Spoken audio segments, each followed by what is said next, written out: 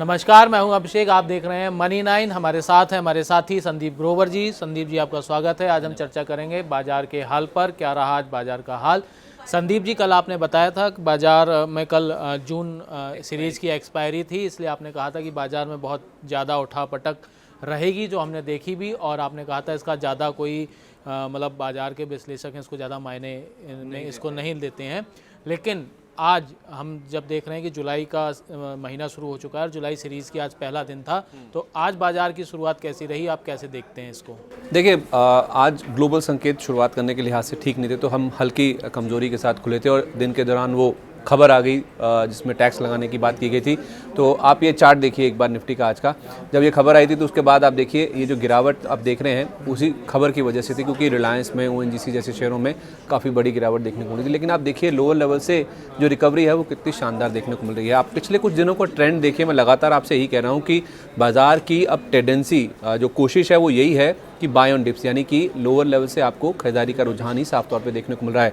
वो एक्सपायरी वाला दिन एक अपवाद था, उसको आप छोड़ दीजिए, उसमें उठापटक देखने को मिलती है क्योंकि पूरी जो पोजीशंस है महीने की वो रिवर्स होती हैं, स्क्वायर ऑफ होती हैं। लेकिन ये आप देखिए, बावजूद इसके कि इतनी बड़ी खबर आई, आप दिन की ऊंचाई के आसपास जाके बंद हुए हैं। इससे साफ जाहिर होता है कि बाज़ार में अब जो खरीदारी करने वाले हैं उनकी तादाद कहीं ना कहीं बढ़ती हुई दिख रही है। तो सेंटीमेंट, फिर से मैं कहूँगा आपको, पहले भी मैं लगातार कह चुका हूँ कि शायद सेंटीमेंट में सुधार की जो शुरुआत है वो साफ़ तौर पे बाज़ार में हर दिन का आप चाल देख लीजिए, वो साफ़ तौर पे देखने को। तो उस लिहाज से देखा जाए, आज ऑटो बिक्री के आंकड़े भी आ रहे थे। ऑटो बिक्री के आंकड़े कुछ खास नहीं रहे हैं, लेकिन उसके बावजूद भी जिस तरह की रिकवरी हमने लोअर लेवल से दिखाई है, मैं ये कहूँगा कि हिस्टोरिकली आप देखें तो जो जुलाई सीरीज़ रहती है बाज़ार के लिए वो अच्छी मानी जाती है। तो उस लिहाज से देखा जाए, आज की जो शुरुआत है, इतना बड़ा इवेंट, इतनी बड़ी खबर आने के बावजूद भी आप डे हाई के आसपास जाके बंद हो रहे हैं, ये कॉन्फिडेंस जताता है, वो भी हफ्ते के आखिरी कारोबारी दिन। तो मैं कहूँगा शुरुआत बेहद अच्छी रही है। अच्छा, आज हम देख रहे हैं कि सुबह खबर आई कि सरकार ने पेट्रोल, डीजल, एटीएफ और जो हमारा घरेलू उत्पादन होने वाला क्रूड ऑयल है उस पर विंडफॉल टैक्स लगा दिया है। इसके बाद रिलायंस, जिसका NFT 50 इंडेक्स में लगभग 13 से 14% का वेटेज है, ONGC जैसे मतलब बड़े दिग्गज कंपनियों के शेयरों में 7 से लेके 12% तक की गिरावट आई है। फिर अगर हम इस गिरावट के तहत बात करें तो आप कैसे इसको अच्छी शुरुआत मान सकते हैं बाज़ार के लिए? देखिए, अच्छी शुरुआत इस तरह से कि आपका इंडेक्स हैवी वेट, जिसे आप कह रहे हैं कि जो रिलायंस है वो 7 से 11% का 7% गिरा है, और इस स्टॉक का जो 7.25% गिरा है, जिसका 12% का वेटेज है, यानी कि 100 में से आपका 8वां हिस्सा इसी का ही है। 7% ये स्टॉक गिर रहा है, उसके बावजूद भी आप डे हाई पे बंद हो रहे हैं। और लोअर लेवल से निफ्टी में आप देखिए 241 अंकों की रिकवरी, सेंसेक्स में 814 अंकों की रिकवरी और बैंक निफ्टी में करीब 450 अंकों की रिकवरी हमने आती हुई देखी है। तो आपका इंडेक्स हैवी वेट इतनी बड़ी गिरावट के साथ बंद हो रहा है, उसके बावजूद भी आप इतनी शानदार रिकवरी के साथ बंद हो रहे हैं, ये अपने आप में दर्शाता है कि शुरुआत काफ़ी अच्छी है। अब आप पूछेंगे कि रिलायंस गिरा है उसके बावजूद भी हम क्यों चल रहे हैं। मैं आपको कल भी यही कह रहा था, पिछले कुछ बीते दिनों में मैंने आपको यही कहा है कि 2-3 फैक्टर्स है जिस पे आपको ध्यान रखना होगा। एक तो 2C यानी क्रूड और करेंसी, और तीसरा जो ग्लोबल मार्केट से खबरें आ रही हैं। अब करेंसी और क्रूड की बात करें, पहले आप करेंसी देखिए। आज क्या हुआ, आज हम जब खुले थे तो आज हम 1 पैसा कमज़ोर खुले थे। रोज़ क्या हो रहा था, हम मजबूत खुलते थे और हायर लेवल से प्रॉफिट बुकिंग आ जाती थी।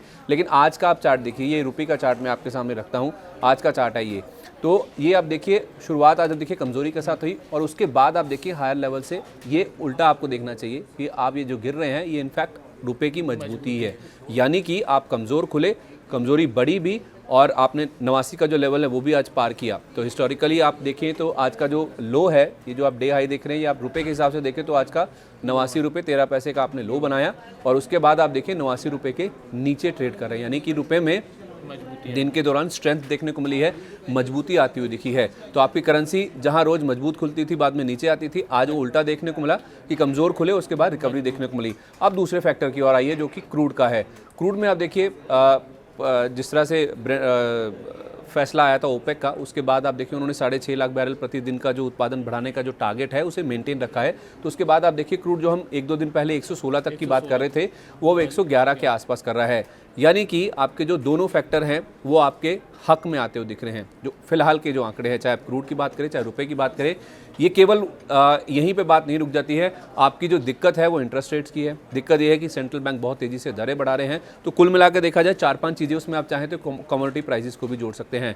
कमोडिटी प्राइसेस को आप देखिए तो बहुत तेज़ी से नीचे आ रही हैं। अब आप कहेंगे कि ये तो मंदी की वजह से नीचे आ रही हैं, तो मैं उसका जवाब ये दूंगा कि जो मंदी बाज़ार एक्सपेक्ट कर रहा है वो भाव में आ चुकी है। मैं लगातार इस चीज़ को मेंटेन कर रहा हूँ कि बाज़ार इस चीज़ को कहीं ना कहीं पचा चुका है, डिस्काउंट कर चुका है, भाव में ला चुका है कि मंदी आ सकती है। कितनी बड़ी आएगी, कितना गहरा आएगी, कितनी लंबी चलेगी, मैं उसके बारे में नहीं बात कर रहा हूँ। शायद किसी का भी गेस वो गलत हो सकता है, लेकिन भाव में वो काफ़ी हद तक डिस्काउंटेड है। और अब आपका जो दारोमदार है वो आपकी करेंसी क्रूड के ऊपर और जो बाकी न्यूज़ फ्लो आता है या ग्लोबल मार्केट में जिस तरह से बिहेवियर होता है उसके ऊपर दारोमदार रहेगा।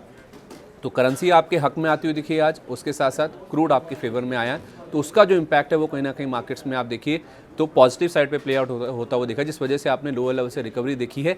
यही कारण है कि मैं कह रहा हूँ कि भले ही हम दिन के दौरान बहुत ज़्यादा गिर गए थे, लेकिन लोअर लेवल से जो रिकवरी हुई है, आप कहेंगे हम तीसरे दिन लगातार नीचे बंद हुए हैं, लेकिन उसके बावजूद भी जो पॉजिटिव शुरुआत मैं कह रहा हूँ जुलाई सीरीज़ की, वो इसीलिए कह रहा हूँ कि आपका जो स्ट्रेंथ है, जो नीचे से लोअर लेवल से जो खरीदारी का एक रुझान जो देखने को मिल रहा है, वो अपने आप में दर्शाता है कि शायद bulls are back in the market.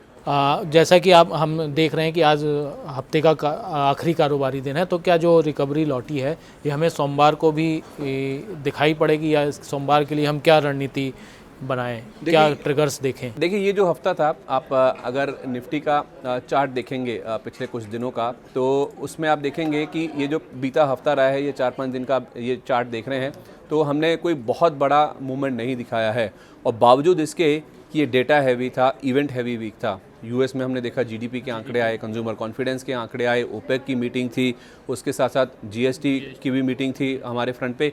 तो उस लिहाज से देखा जाए इतना बड़ा डेटा हैवी और इवेंट हैवी वीक होने के बावजूद आपने इस पूरे हफ्ते सस्टेन किया है। आपकी जो पिछले हफ्ते की क्लोजिंग थी वो 15,700 की थी, 15,700 के ऊपर आप 15,750 पे बंद हुए, यानी कि 50 पॉइंट का आपने गेन ही लिया है, बावजूद इसके कि आपने बड़े बड़े इवेंट्स और जो बड़ी बड़ी घटनाएं हैं उनको पचाया है। तो उस लिहाज से ये साफ दर्शा रहा है कि जो बड़े इवेंट्स हैं वो अगले हफ्ते कोई बहुत बड़ा इवेंट लाइंड अप नहीं है, कोई बड़ी बैठक नहीं है, कोई बड़ा आंकड़ा नहीं आने वाला। हाँ, यूएस में अगर आप देखेंगे तो शायद आपको रिटेल बिक्री के आंकड़े आएंगे और कुछ यूरोप में या चीन में हो सकता है महंगाई के कुछ आंकड़े आए, जो कि शायद एक बड़ा इवेंट है। ओवरऑल देखा जाए कोई बहुत बड़ा इवेंट या तो फिर कोई बड़ा आंकड़ा आएगा, ऐसा कोई एक्सपेक्टेशन नहीं है। यानी कि जो बड़े आंकड़े, जो बड़े इवेंट है, आप ऑलरेडी पिछले हफ्ते पचा चुके हैं, तो अब कोई बड़ा अनएक्सपेक्टेड कोई ऐसा खबर आएगी उसका डर काफ़ी कम है। तो उस लिहाज से देखा जाए अगले हफ्ते में आपको क्रूड और करेंसी पे ही फोकस करना है ज़्यादा। संदीप जी, हमारे एक दर्शक हैं अशोक कुमार अरोड़ा जी, इन्होंने एक सवाल पूछा है कि उनके पास IRCTC का शेयर है जो उन्होंने 870 रुपये पर ख़रीदा हुआ है। वो जानना चाहते हैं कि वो इसका आगे भविष्य क्या है, उनको क्या करना चाहिए इसके साथ। देखिए इन्होंने जो खरीद करी है वो 870 रुपये के आसपास की है। ये हायर लेवल पे फंस गए हैं। इनफैक्ट ये स्टॉक स्प्लिट हुआ था 1:5 में, यानी कि जो भाव है वो 5 शेयरों में डिवाइड हो गया था। तो उस लिहाज से देखा जाए इनकी 4,350 रुपये की मैं अनएडजस्टेड जो पहले वाला जो प्राइस है वो बता रहा हूँ। हालांकि ये जो शेयर है वो 6400 तक भी ऊपर गया था, इन्होंने 4,350 के आसपास लिया है। अभी का जो एडजस्टेड प्राइस है इनका वो 870 रुपये के आसपास का है। और इस बारे में मैंने खंडेलवाल फाइनेंस के जो सीनियर मैनेजर है संतोष कुमार सिंह जी, उनसे बातचीत करी। ये चार्ट मुझे उन्होंने ही भेजा है, ये वीकली चार्ट है IRCTC का, अगर आप देखें। और ये जो आप लाइन देख रहे हैं जो सबसे नीचे है, ये जो पिंकिश कलर की जो आप लाइन देख रहे हैं, ये इसका 100 EMA यानी कि एक्सपोनेंशियल मूविंग एवरेज है। चूँकि बाज़ार में बहुत ज़्यादा गिरावट हो रही है, तो संतोष सर हमें कह रहे थे कि आपको लंबी अवधि का चार्ट देखना होगा। लंबी अवधि में आप देखेंगे ये जो 100 EMA वाला जो चार्ट है, ये जो लाइन आप देख रहे हैं, देखिए प्राइस बिल्कुल उसी के आसपास है। यानी कि जो लंबी अवधि का एक लेवल है उसमें बेहद सपोर्ट स्तर के आसपास ये स्टॉक आपको नजर आएगा। तो उनका ये कहना था, चूँकि इनका हायर लेवल्स पे एंट्री हुई है और जिस तरह की गिरावट हो चुकी है, अभी 578 रुपये के आसपास ये स्टॉक अवेलेबल है, तो उनका कहना है कि फंडामेंटली स्टॉक अच्छा हो रहा है। क्यों? क्योंकि हायर लेवल से करेक्ट हो चुका है। इनका जो EBITDA है यानी कि जो कामकाजी मुनाफा वो इंप्रूव हो रहा है, तो फंडामेंटली अच्छा हो रहा है। जो PE रेशो यानी कि जो वैल्यूशंस हैं वो सस्ते हुए हैं, और चार्ट पे भी यही दर्शा रहा है कि ये लंबी अवधि की जो सपोर्ट है उसके आसपास ट्रेड कर रहा है। तो उनका ये कहना है कि यहाँ पे निकल जाएं, ऐसा तो नहीं है। हाँ, एवरेजिंग करने की कोशिश करनी चाहिए। कहाँ करनी चाहिए, उनका ये कहना था कि आप थोड़ा सा नीचे आएँ, उसका वेट करें, स्टॉक अगर थोड़ा सा नीचे आता है तो आप इसमें एवरेजिंग का मौका देख सकते हैं। तो मेरा सवाल उनसे फिर ये था कि अगर वो फंसे हुए हैं तो फिर अगर सपोर्ट लेवल्स के आसपास है तो स्टॉप लॉस रखना चाहिए कि और नुकसान उनको ना जाए। उनका ये कहना था कि अब चूंकि ये मेजर सपोर्ट के आसपास ही है, जो अगला सपोर्ट नज़र आ रहा है वो काफ़ी नीचे है, वो 400 रुपये के आसपास है। तो यहाँ से अगर स्टॉक नीचे आता है 550 के आसपास भी आए तो आपको एवरेज करने की कोशिश करनी चाहिए। अशोक जी, ये संतोष कुमार सिंह से जो मेरी बात हुई है उनकी ओर से यही इंडिकेशन है। तो आपने देखा, हमने अशोक जी का जो सवाल था उसका जवाब अपने एक्सपर्ट से देने की कोशिश की। अगर आपके पास भी शेयर बाज़ार से जुड़ा अपना कोई सवाल है तो वो आप हमें नीचे कमेंट बॉक्स में पूछ सकते हैं। हम उसका जवाब अपने विशेषज्ञ से देने की कोशिश करेंगे। और हमारे साथ बने रहने के लिए आपका बहुत बहुत धन्यवाद। और ऐसे ही डेली अपडेट्स के लिए आप यूट्यूब पर ज़रूर फॉलो करें हमारे मनी 9 चैनल को।